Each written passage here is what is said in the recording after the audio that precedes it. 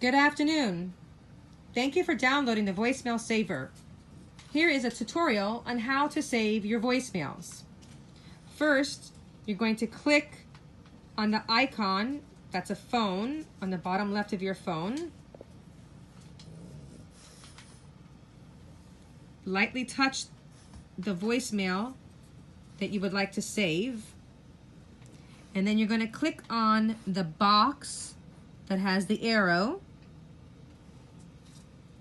You're going to slide over the icons until you see voicemail saver. Click on it. You're going to name your voicemail and you can date it as well. Once you name it and date it, you're going to click on Post. Success! Your voicemail has been saved into the voicemail saver application. Congratulations!